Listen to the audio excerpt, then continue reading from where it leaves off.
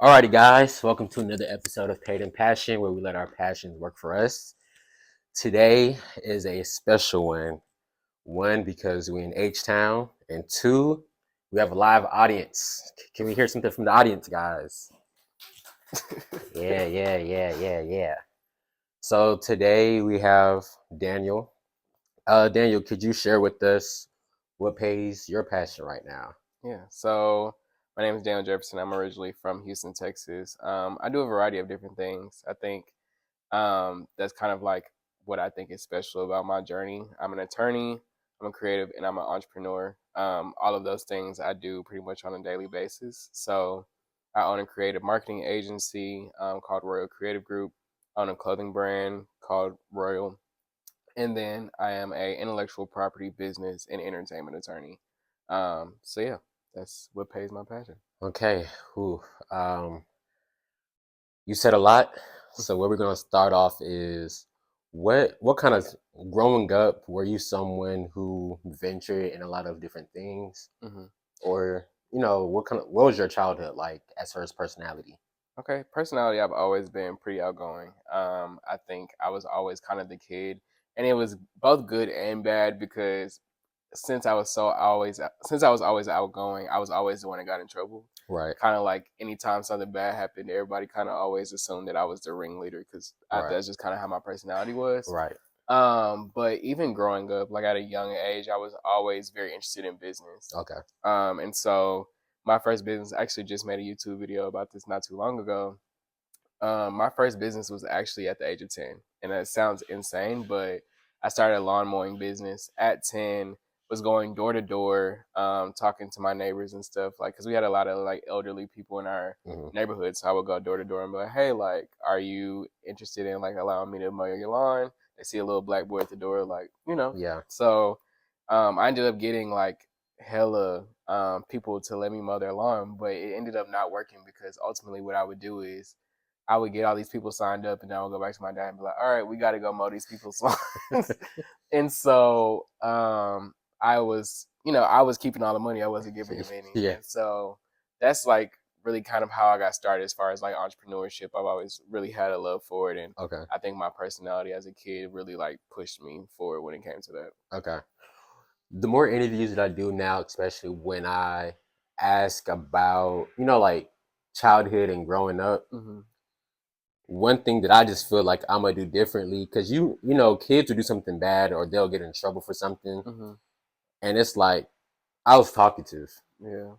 but I feel like if you tap into that talkative personality, hmm you're able to tap into a passion or tap into some type of interest hmm quicker, or I would say more naturally. Yeah. Because I feel like if you're talkative, or if my kids are talkative, okay, we're putting you in a whole bunch of programs where you just gotta talk since you just want to talk so Absolutely. much. Yeah. Or or you active. Even in this case, you have kids that are like super active, and it's like, okay, if you're so active, hmm we're about to put you in some type of sport. Yeah. Just something. hmm Just looking at the positive Yeah. of like a childhood or a hmm child, because I think that's like ultimately what passions are, Yeah. something that you do naturally, something that you do for fun, hmm you know and then you tap into a certain craft though that you get. Absolutely. Okay, so born and raised in Houston, hmm what led you to the attorney route?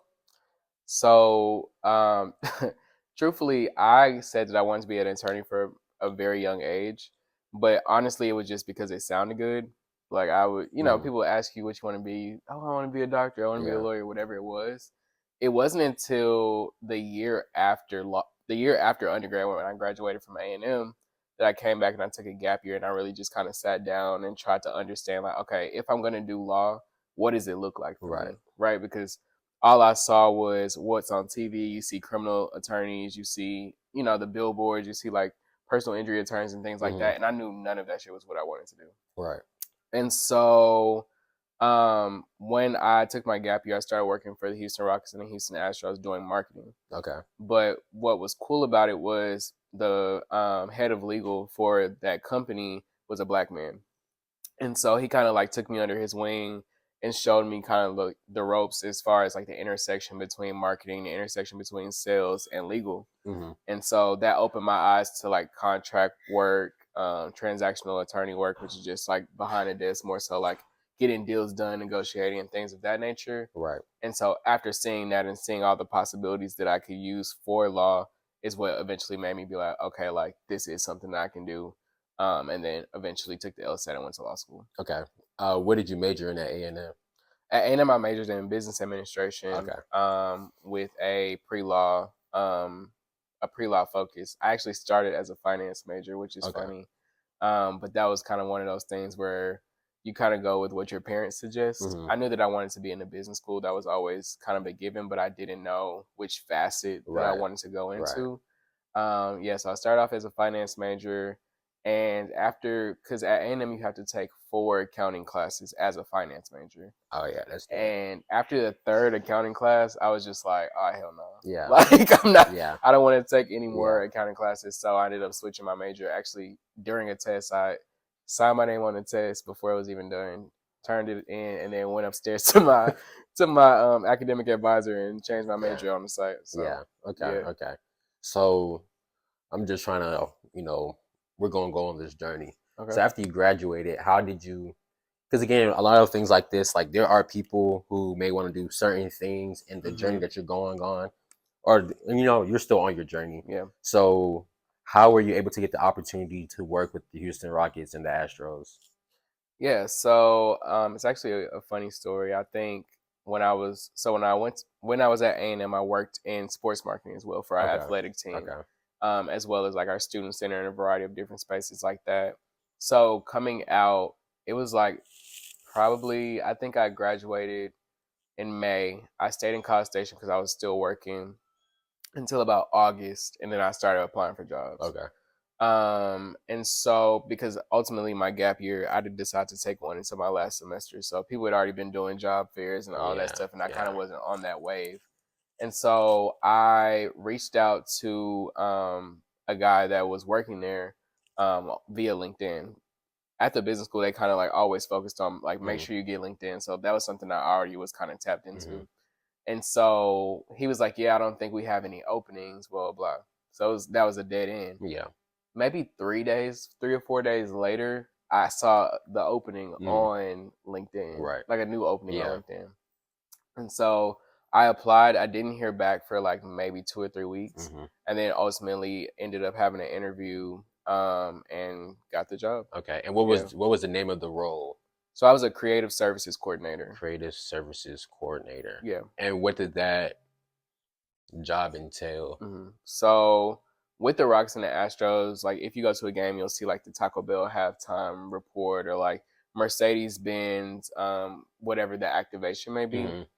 And so my role was to work with the sales team to think of new partnerships, pitch those partnerships, and then once the partnerships were picked up, work with the legal to make sure that everything that was within the idea is within the what they call risk parameters, which just basically means like something that the company's willing to do. Okay.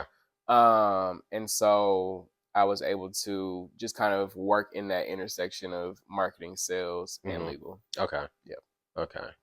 So obviously we've had, we've met not too long ago, and through different conversations, I know that you ended up going to FAMU for law school. Yeah.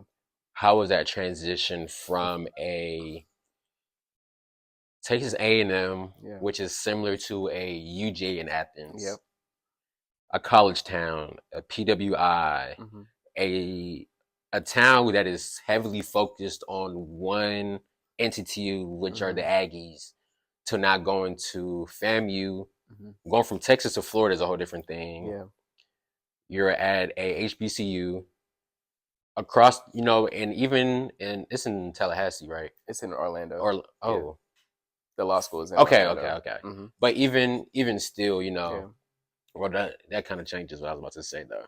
Because I was going to say that how FAMU, the undergraduate school, is in the same city as across the street from Florida State. But even so, you're in Orlando, which the premises isn't focused on FAMU. So how is that transition culturally? It was a big shift. I think there is a variety of different aspects that kind of made it hard. I'll say. First of all, I moved in the middle of a pandemic, Right. and so I moved to Orlando under the guise of the fact that we were going to have in-person classes. Moved all the way to Orlando, signed my lease, did all of that, and then our whole first year was remote. Yeah. And so I was in a brand new city, didn't know anybody outside like the people that I was seeing on Zoom, and was locked in the apartment by myself. Yeah. So that was hard. I can't lie. Like it took a really big toll on me. But once I was able to kind of get out and explore Orlando, I think the city is just a lot more focused on family than Houston is. Yeah. So that's like the big cultural shift as far as like the city is concerned. But as far as institution, believe it or not, and somebody gonna come for me for this, but the College of Law is not as black as people think it is. I can imagine that. It is. At some point, I would argue that there were more others than there were black. Okay. And so I did go there expecting just kind of like that HBCU, and there were plenty of black people, so don't get me confused. But I was expecting a black school. Yeah. And that's not necessarily what I got. I love my experience, but when I did go there, my intention was to get an HBCU experience, and I can't, with good faith, say that I got that. No, I understand. So do you feel like, again, obviously this is just strictly opinion.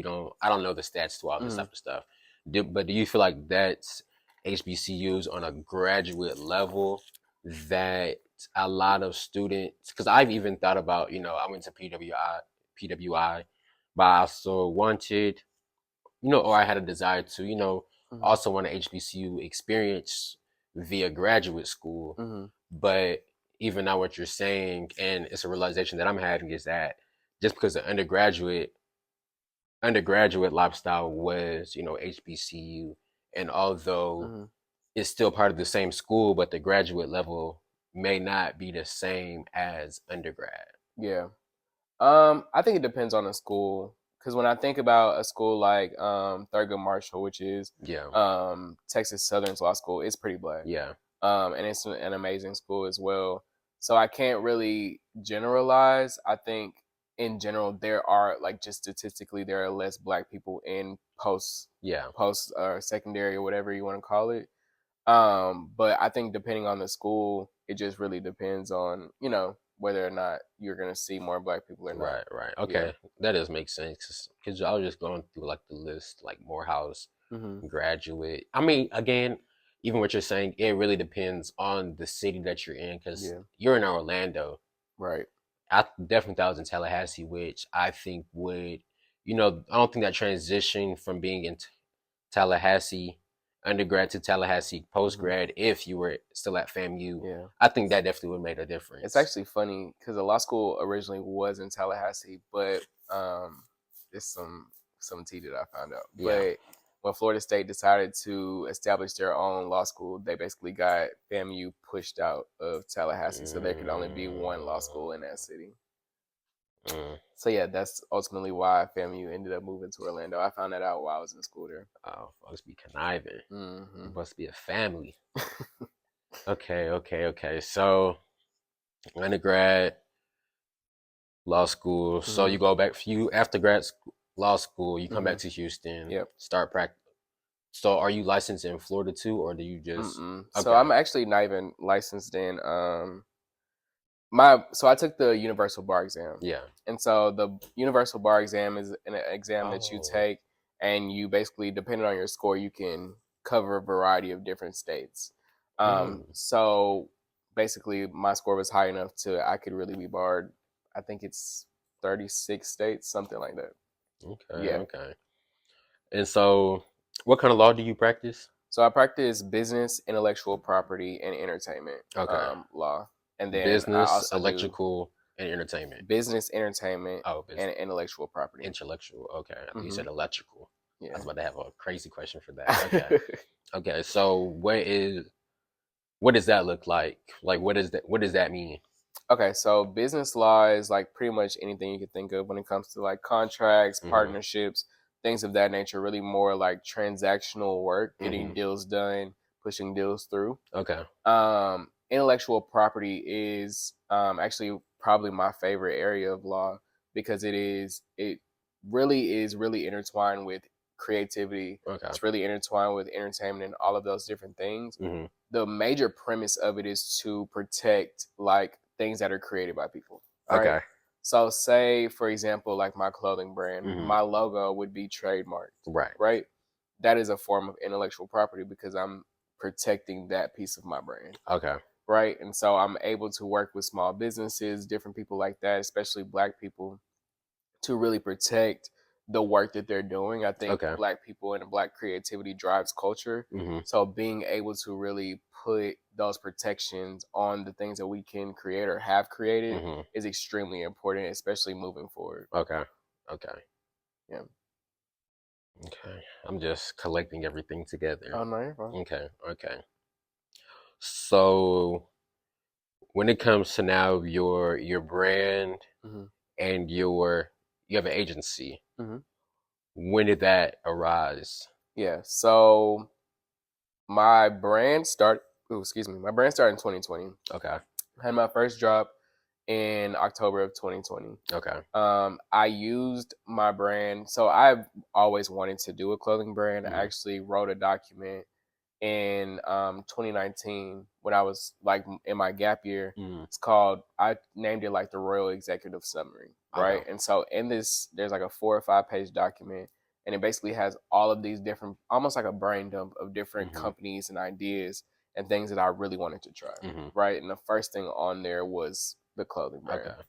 And so in my first semester of law school, I was, like I told y'all, I was going crazy. I was in my apartment by myself, wasn't really doing anything besides like school. And so I was literally just in my head 24/7. And so I used my creativity and my ability to, do different things as an effort to keep me sane. Right. And so that's really how I was able to use that time to come up with a clothing brand. I think when people look at it from the outside looking in, it's kind of insane that I would start a clothing brand while in law school. But truthfully, I think it's the only reason that I stayed. Not the only reason, but one of the reasons that I was able to like keep pushing through. Okay. And so yeah, in that semester, I found a distributor on Alibaba, which is just like basically like a international marketplace where you find different vendors. Got with them, worked with them, got all these products together, and then once they came in, shipped them out and sold them. And I think my first drop sold out in less than a day, so we did pretty well. That's good. That's good. So moving into the agency, your agency is called Royal Creative Group. Royal Creative Group. What brought you to this agency? So my background is in marketing, and my girlfriend's is too. Okay. And so when we met in 2018, began dating in 2019. And so she was actually in her final year of school. Her major was marketing. Specifically, she worked in like the more analytical, like brand advertisement, paid advertising, social media advertising, all of those different things. And that was where her kind of specialty was. Right. And so as I began, like my wheels are always churning. Like, I'm always thinking. And so probably around like month 3 or 4, I was like, okay, like I really think we should start a business. And so because obviously she's in her last year of school, like a business is the last thing in her mind. And she also really wanted to, get her foot in the door as far as like marketing and stuff is concerned. And she is like she is very good at marketing. When I say like she's worked a variety of different places, I'm not going to tell her business because she's not here. But when I say like major brands, like coming out of school, she went to a small school and was able to like launch her career in like major brands, has moved to LA and a variety of different areas to work in marketing. And so we tabled the idea for about a year and a half, as far as like the idea for Royal Creative Group. And so moving forward, I think maybe like March or April of 2022 is when we decided to launch Royal Creative Group. So we finally sat down and was like, okay, if we're going to do it, this is how we're going to do it. Okay. And so we launched it. Our initial services were website creation, social media marketing, paid advertising, and then creative direction. Okay. Those have kind of stayed the same to this day, but we no longer do website curation. But yeah, that's really how it started. Since then, our company has grown. We've been able to touch well over six figures at this point in less than 3 years, which is something that I'm very proud of. We've been able to like hire our close friends and really give them like the creative ability to do different things and really invest in their own creativity. I think a lot of times people have amazing ideas and amazing things that they want to do, but until you kind of have that like avenue or that lane to do it, it stays dormant because most people don't really want to like jump out and do that. And so I think I really pride myself on seeing those talents in my friends and really pushing them to like really lean into them and tap into Right. them. Okay. I think that's something that it's not even like I think, but I do admire that because a lot of times, especially within our own culture, when someone makes it, or like I'm not even gonna say makes it, but when someone succeeds like in a goal that they have, not all the time that someone would want their friends to come up with them or put their friends on. Like you can have friends, you want the best for, there's groups. There's like we can say we all want us to succeed, but like you got to succeed on your own. Even if I have an outlet that can put you on, but we're in that get it out the mud, all that type of stuff that I agree with and don't agree with. I really believe that. I mean, if I can help you out, I should help you out. You're not stealing anything from me. I'm not losing anything to help you rise up.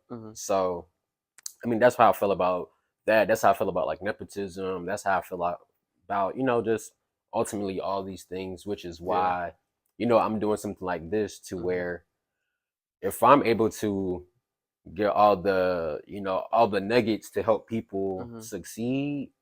I mean, I have no problem with me starting at level 0 and you starting at level 5. Like ultimately I just expect you to surpass the level that I've reached if I'm putting you on, if I'm putting you on game for real.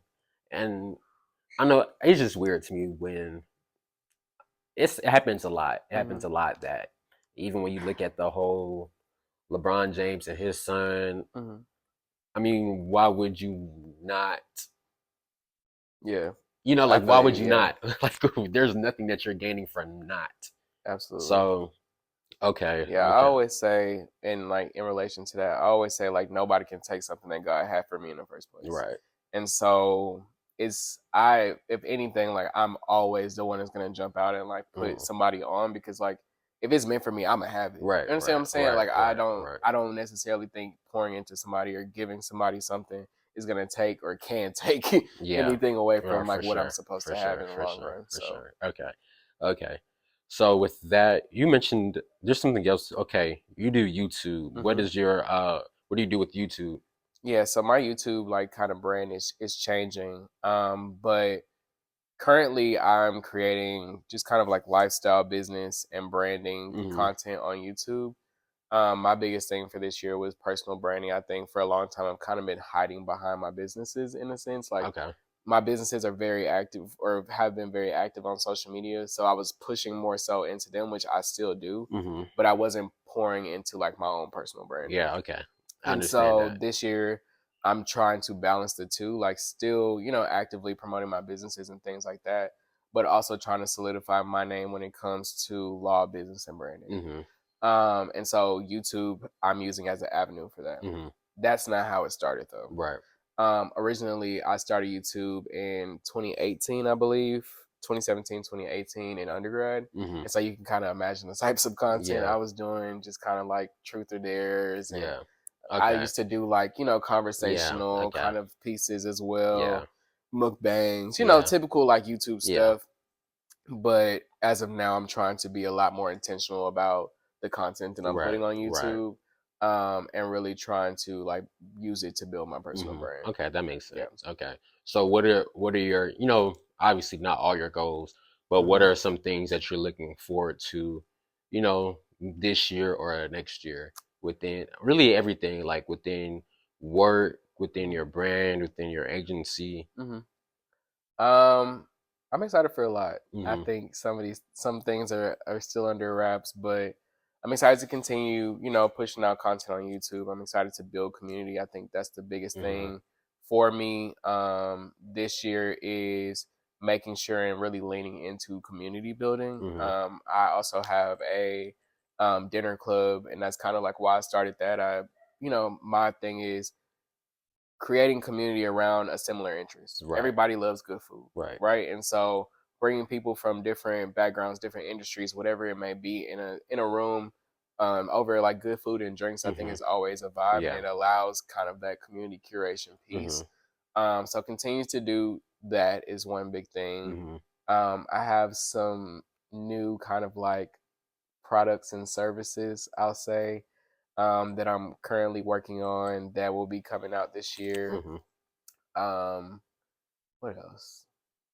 I think I'm excited for my agency to continue to grow. We're looking to hire 2 or 3 people in the next couple months, Mm-hmm. and so that's really big. We're launching a digital product this Mm-hmm. year for our agency, just kind of putting the power of marketing in the hands of Right. small businesses and things like that. I think my girlfriend and I are both really into like investing in Black small businesses Mm-hmm. specifically, and unfortunately we have reached a point to where we're seeing like kind of a trade-off, like as we continue to grow and as our business grows, Mm-hmm. sometimes a price point can Mm-hmm. can kind of alienate certain businesses, and so we're creating a digital product to really be able to be affordable for those businesses so that they Okay. can still have all the knowledge and things that Right. we have without us also having to do a Yeah. trade-off or Yeah. whatever. So those are just some things I think overall this year. Mm-hmm. I'm actually really investing in my personal brand. I'm really excited to see what God has for me. Mm-hmm. And yeah, just excited to continue to pour into the people around me. I Yeah. think those are the main things. So with all those things, everything Hmm. that you've done so far, what do you do outside of all this? It seems like a very busy 12 a.m. to 12 p.m. Yeah, Well, 12 a.m. to 11:59 p.m. yeah. It's like you really working all day. Like, how do you Hmm. keep yourself sane? How do you, like, how do you just stay calm? How do you keep yourself motivated? How do you keep Yeah. yourself going and not wanting to say, you know what, I'm about to drop one of these things to have some Hmm. time to myself? I think that's a good question. And every time people ask me this, I'm just like, but I actually have an answer this time. Okay. I think because of the way that I've created or curated my creative career, Mm-hmm. everything that I do is what fuels me, Okay. right? The things that I do are not for monetary gain. It's more so because I Mm-hmm. really am invested. I'm invested in community curation. Mm-hmm. I'm invested in Black businesses Mm-hmm. specifically. I'm invested in all of these different things. And so when I'm working on, say, social media marketing for one of our clients, like I'm invested in their growth, Mm-hmm. right? And so it does, sometimes I do get tired. I'm not going to lie and say Yeah. that I don't. But ultimately, I think because the work that I do is something that I'm truly passionate about, Yeah. it doesn't really feel Yeah. like work most of the time. Yeah. Like before I came down here, I was shooting out emails about our Black History Month cookout for Mm-hmm. Elite Eats, and so that's something that I enjoyed curating. Yeah. You understand what I'm Yeah. saying? Like Yeah. I'm happy to put that out, and Yeah. so it wasn't really like feeling like I was being drained. Mm-hmm. But outside of that, I play pickleball. Okay. I read. I have been like just really I watch a lot of content. I think that's a big thing about Mm-hmm. being a creative is I consume a lot because I'm a student of the game, if you Mm-hmm. will. Like Okay. I really love watching different people's content and watching what other people are putting out. Mm-hmm. Um, Specifically, I think when it comes to content, I think Black women are like the queens of content right now, Mm-hmm. and I think that it's a special piece of content that people are missing. There is a level of like authenticity and genuineness that Black women have when they create content Mm-hmm. that truly needs to be studied. Mm-hmm. I think when you think about the Dieras of the world and you think about the Jayla Corians or the Raven Elises, people like that, Mm-hmm. they've built a community of genuinely just being themselves. Mm-hmm. And I think that there's like that's something that needs to be studied. Like I said, it's something that is special. So what do you think? What do you think makes it special? So just like literally just the ability to like be 100% yourself, like get on camera with like, you know, no makeup on, your hair Mm-hmm. not done, whatever it is. And like the people that are watching you are relating to that, Yeah. right? Like Mm-hmm. they really love the way you come on and be like 100% just authentic. Mm-hmm. Um, and then like even when like say they have a brand deal or a partnership or whatever, Mm-hmm. you can tell, Yeah. right? Like you can tell that this is actually a product that they use. This is actually something that they Right. really care about or really mess with, Mm-hmm. versus somebody who just you know, promote whatever comes to Right. them Right. Right. and spend some money Right. like that.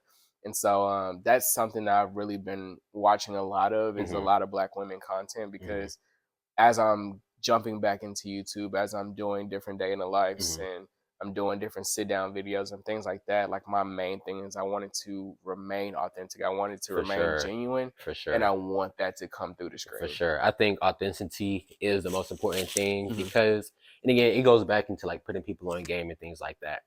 It's like you can tell me all the stuff to be a great attorney, Mm-hmm. but if that's not something that I have a passion for within my authentic self, I can't be. I'm not gonna say I can't be great at it, Mm-hmm. but I'm not gonna feel great about it. Yeah. Like you ultimately have to do things that will bring the authenticity out of you because, and we're gonna take it back to the content creation of Black women. I Mm-hmm. think why that is so uh lucrative in a Mm-hmm. way is because being able to relate to someone when you feel like you're misunderstood Mm-hmm. is a big thing. Mm-hmm. And I don't want to speak for Black women, but from different conversations, there are a lot of different things that people go through that Mm-hmm. will blow my mind. Yeah. And so if you're able to watch or view, listen, or Mm-hmm. find a way to connect to someone who may be going through a similar situation, if not the same Mm-hmm. situation, and you Yeah. thought you were the only one, Mm-hmm. that would build like that strong connection that Yeah. you do have. And the only way to have that is, again, you can smell BS from a Yeah. mile away. Like Absolutely. And even when like even doing these interviews, like people can tell that this is something that I like to do yeah. versus okay, let me just find a quick money type of thing Mm-hmm. because quick money ain't long money. It's not sustainable money. Right. It's what I mean, and ultimately, it's something that I really don't care to be paid for because, Mm-hmm. again, this is something I like to do. Right. So, okay. Yeah, Okay. I think jumping back to the Black women in content piece, there's an attorney who's also a creative. Her name is Cameron Monet. Shout out to her. But we actually connected, and she was one of the main people that kind of like really pushed me to like get back out there and tell my story, because Hmm. specifically as a Black male attorney, I think the statistic is like there's 6% of us. Yeah. It's something like I feel like it's really six low. percent of It's like everything six for all something. Black people in And anything. so she was really like, we had a conversation on a one-on-one, and she was just telling me like how important it is to hear their story. She's also on YouTube. Yeah. And so that's another thing that is kind of like really pushing me, like just to be that role model, right? Hmm. Like how often do you see Black attorneys like doing, not only being an attorney, but doing different businesses and things like Right. that? Right. And so I think a lot of times when I'm telling my story, I tell it from that perspective, right? Like I tell it for the young boys that may be coming up that want to do a bunch of different things, and somebody trying to pigeonhole them into one thing. Right. Right. I think that that's the last thing that we need to be doing to Hmm. Black youth, because we have so many talents. Like, and so like, why not, you know, step out on them and do multiple Yeah. things? I Yeah. think that's Yeah. important. Yeah. I think that's like a big thing, especially like I'm not gonna speak for the younger generation because they got their own thing going on right now. But I'll say with our generation, Mm-hmm. it's like we wanted the money, Mm-hmm. but we also wanted ultimately like we wanted the degrees Mm-hmm. and we want to enjoy ourselves and have fun. We want to do what we want to do. Yeah. And there's jobs out there like that, Mm-hmm. but there's rarely any one job where it's like you have all that in one. We're really the type that's like, okay, we're gonna get this money with our main job. Mm-hmm. We're gonna do our side hustle. We're gonna have fun, turn up, and we're gonna do it again until we can't no more. Yeah. And again, I mean, I like that. Of course, Mm-hmm. mental health is the most important thing amongst Absolutely. all this. Like, burnout is real. Mm-hmm. Older generation don't care about burnout. Go to Yeah. school, work this job. until you die. Yeah. We're not going to do that. It's like, again, we're going to work this job, make this money to fund something else. And once that's sustainable, shoot, we might quit our main job and everyone's big on, shoot, we're just going to travel. We're just going to travel because, again, just really understanding that life is just so precious. So I just don't want to use all my life working. Yeah. Like, I want to make money and spend it. Yeah. That type of thing. So, okay. I agree. What's your advice to young entrepreneurs, young attorneys, and again, everything is not even limited to young, because there are older people who, again, are working their jobs, doing what they want to do, but they're trying to still find their passion. There's no age in following your passion. So, what's your advice to really anybody who may relate to you in one of these entities? The biggest thing that I would say is to don't let anybody pigeonhole you. Okay. Don't let anybody tell you what you should be doing. At the end of the day, only you and God know what you should be doing. And so if there's an opportunity that you feel is right for you, you feel like you should be pursuing it, do it. You only get one life. You only get one opportunity to do a lot of these things. And so if that's something that you feel passionate about, go ahead and do it. I think that there is a lot of time where, because of the world we live in, it is a crazy place. We seek a level of security. And I think that although that is important, that level of security, I think that there are ways to still be secure as far as like life is concerned, like, have a job and do things like that, but don't allow that job to take you from your passions either, because you never know where that could turn out or what that could do for you. So yeah, that would be my main thing, is just don't let anybody pigeonhole you. Okay. Do you have any advice for me? Because even like this, people say like they're open to criticism, and sometimes they're not. A lot of times they're not. But for me, within this craft, and really just with life, I like to learn different things. And so, like, even with these interviews, like, I'm interviewing different people of so many different things. And even if it's someone who, because again, you're the second attorney that I've interviewed, but your story and his story are two different things. So again, I just like learning different things. I like to share that information, but at the same time, like, I like to better myself from people who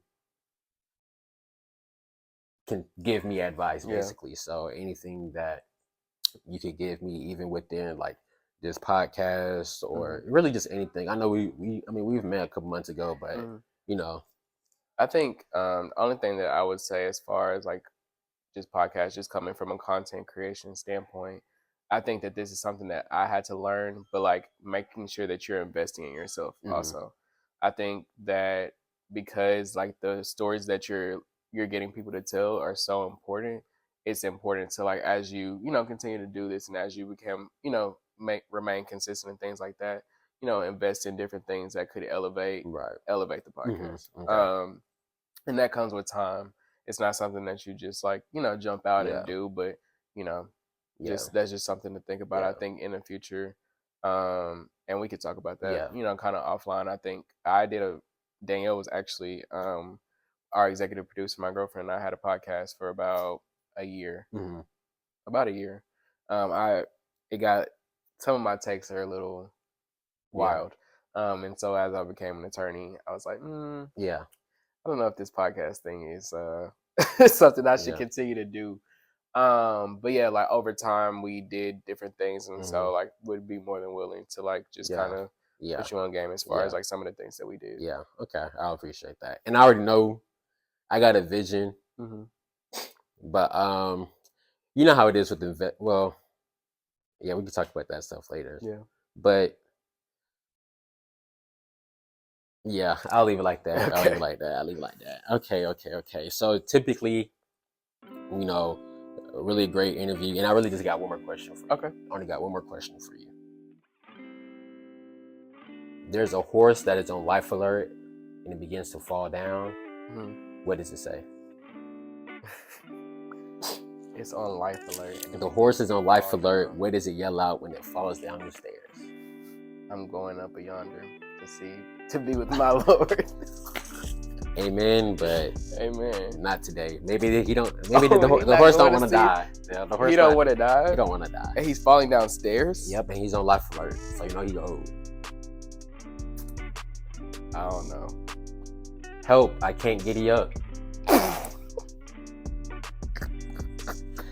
With that being said, thank you for watching Paid in Passion. Don't forget to let your passion work for you. See y'all later.